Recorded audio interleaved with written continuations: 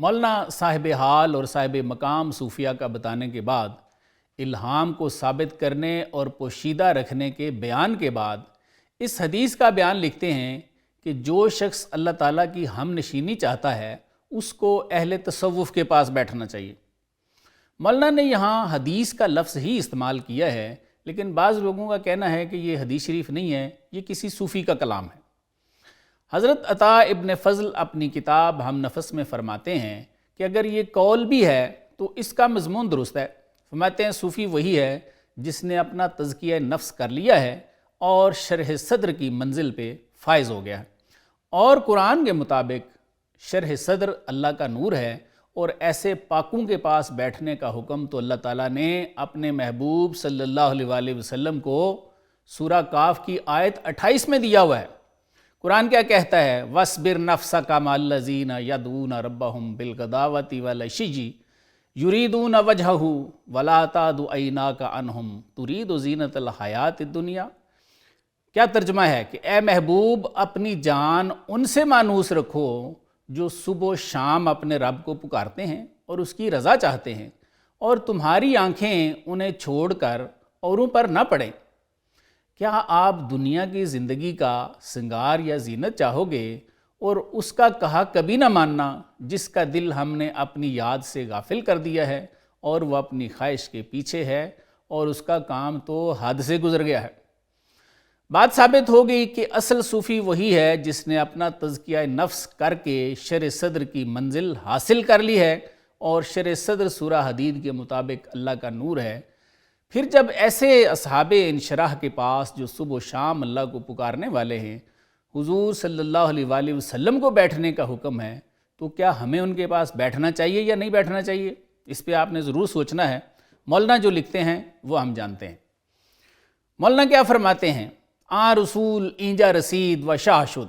مولانا فرماتے ہیں وہ رومی سفیر جب یہاں تک پہنچا، یعنی حضرت عمر نے جب اس کو توجہ دے دی اور باطنی اسرار بھی اس کو کچھ سکھا دیے، تو فرماتے ہیں وہ شاہ شد، عارف باللہ ہو گیا، والا اندر قدرت اللہ شد، اور فرماتے ہیں قدرت خداوندی کے مشاہدے میں دیوانہ ہو گیا۔ مولانا آگے لکھتے ہیں رسول از خود بشد ازی یک دو جام۔ فرماتے ہیں حضرت عمر کے معارف کے ایک دو جاموں سے ہی بے خود ہو گیا، نئے رسالت یاد ماندش نئے پیام۔ فرماتے ہیں نہ اسے سفارت یاد رہی نہ پیغام یاد رہا جو کیسر روم کی طرف سے وہ لے کے آیا تھا۔ آگے مولانا کیا لکھتے ہیں؟ سیل چوں آمد بدریا بحر گشت۔ فرماتے ہیں کہ جب دریا میں طوفان آئے نا تو وہ سمندر بن جایا کرتا ہے۔ دانا چوں آمد بمزرا گشت کشت، اور فرماتے ہیں کہ دانا جب کھیت میں پڑے تو کھیتی بن جاتا ہے۔ آگے مزید فرماتے ہیں سیل چوں آمد بدریا محو گشت۔ فرماتے ہیں جب دریا میں طوفان آئے تو وہ دریا میں مکس ہو جاتا ہے۔ میغ پیشے تیگ شمسی زہو گشت، اور فرماتے ہیں کہ بادل جب سورج کی تلوار کے آگے آتا ہے تو دھوپ بن جاتا ہے۔ اور کیا فرماتے ہیں؟ چوں تعلق یافت نان با بو البشر۔ فرماتے ہیں کہ جب روٹی انسان کا جزو بدن بن جاتی ہے، نان مردہ زندہ گشت و باخبر، تو فرماتے ہیں مردہ روٹی زندہ ہو جاتی ہے اور باخبر بھی ہو جاتی ہے۔ مزید ایک مثال دیتے ہیں موم و ہیزم چوں فدائے نار شد۔ فرماتے ہیں کہ موم اور جلانے کی لکڑی جب آگ پہ فدا ہوتے ہیں ذات ظلمانی اورا انوار شد۔ فرماتے ہیں تو ان کی تاریک ذات جو ہے وہ سراپا نور بن جاتی ہے۔ مولانا نے یہاں 6 مثالیں دی ہیں کہ دریا میں اگر طوفان آئے تو وہ سمندر بن جاتا ہے، دانا کھیت میں ڈالیں تو کھیتی بن جاتا ہے، دریا میں سیلاب آئے تو دریا میں مکس ہو جاتا ہے، سورج کی تلوار کے سامنے بادل آ جائے تو وہ روشنی بن جاتا ہے، روٹی انسان کے جسم میں چلی جائے تو زندہ اور باخبر ہو جاتی ہے۔ اسی طرح فرمایا کہ موم اور جلانے والی لکڑی جب آگ میں جاتی ہے تو نور یا روشنی بن جاتی ہے۔ یہ وہی سبق ہے جو فارسی کی اس مشہور ضرب المثل میں کسی دانا نے ہمیں سنائی ہے۔ کون سی؟ ہر کے در کانے نمک رفت نمک شد، یعنی جو نمک کی کان میں گیا وہ نمک ہی بن گیا۔ میں اس کی تھوڑی سی وضاحت کر دیتا ہوں۔ کہتے ہیں کہ نمک کے پہاڑوں میں سے ایک شخص نمک نکالتا تھا اور مزدوری کیا کرتا تھا۔ اس کا گدھا وہاں مر گیا۔ کچھ عرصے کے بعد لوگوں نے دیکھا تو وہ گدھے کی ڈیڈ باڈی نمک بن چکی تھی، جس سے پھر یہ ضرب المثل بن گئی کہ ہر کے در کانے نمک رفت نمک شد، یعنی جو نمک کی کان میں چلا جائے وہ نمک ہی بن جاتا ہے۔ مولانا یہ 6 مثالیں دے کے ہمیں سمجھانا چاہتے ہیں. کیا سمجھانا چاہتے ہیں؟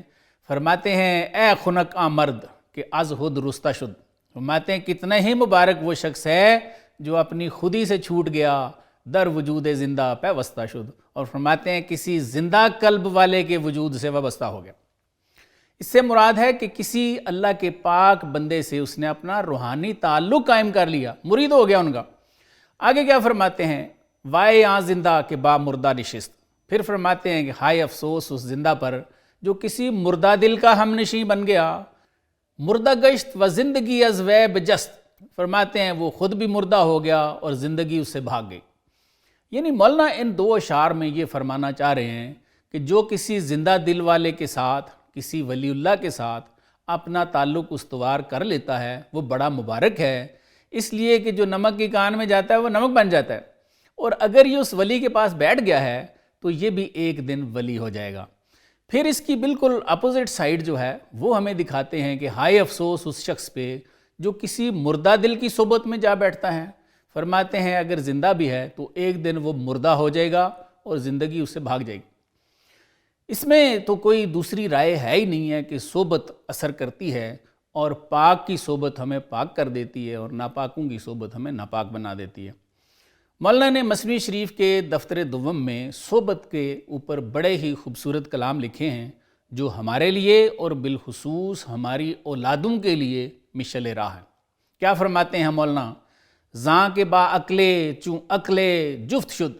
فرماتے ہیں کہ بھائی جب ایک عقل کے ساتھ دوسری عقل شامل ہو جاتی ہے، مانے بدفعلی و بد گفت شد، تو فرماتے ہیں وہ اسے بدفعلیوں اور بدگوئیوں سے بچاتی ہے. آگے فرماتے ہیں عقل با عقل دیگر دو تشوت. فرماتے ہیں کہ اچھی صحبت کا فائدہ کیا ہے کہ ایک عقل جب دوسری عقل کے ساتھ ملتی ہے تو دگنا ہو جاتی ہے. نور افزوں گشت راہ پیدا شود. فرماتے ہیں ان کا نور بڑھ جاتا ہے اور رشد و ہدایت کا راستہ نمایاں ہو جاتا ہے. اب اس کی بھی دوسری سائڈ دکھاتے ہیں.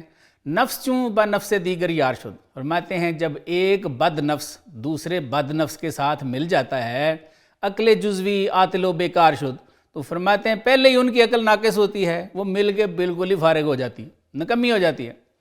پھر کیا ہوتا ہے؟ فرماتے ہیں نفس با نفس دیگر خندہ شود. فرماتے ہیں ایک بد نفس دوسرے بد نفس کے ساتھ مل کے خوش ہوتا ہے. ظلمت افزوں گشت راہ پنہا شود. فرماتے ہیں ظلمت بڑھ جاتی ہے، ہدایت کا راستہ گم ہو جاتا ہے. حضرت بیدل علیہ رحمت بری صحبت کے نقصانات کا جو نقشہ کھینچتے ہیں وہ بھی بڑا سننے اور سمجھنے والا ہے. میں آپ کی نظر کرتا ہوں. آپ فرماتے ہیں از صحبت غیر مرد نہ مرد شود. فرماتے ہیں بھئی غیر کی صحبت سے مرد نامرد ہو جاتا ہے. بے ہمت بے غیرت بے درد شود. فرماتے ہیں اور کیا مہربانی ہو جاتی ہے اس پہ، بے ہمت ہو جاتا ہے، بے غیرت ہو جاتا ہے اور بے درد ہو جاتا ہے. یہ کیسے ہو جاتا ہے؟ فرماتے ہیں 100 سال اگر شعلہ فروزد آتش. فرماتے ہیں بھئی حیران کیوں ہوتے ہو؟ اگر آگ 100 سال تک بھی اپنا شعلہ جلائے رکھے، یک گوتا در آب گر خورد سرد شود. فرماتے ہیں 100 سال سے جلنے والی آگ اگر ایک گوتا پانی میں کھا لینا تو فوراً ٹھنڈی ہو جاتی ہے.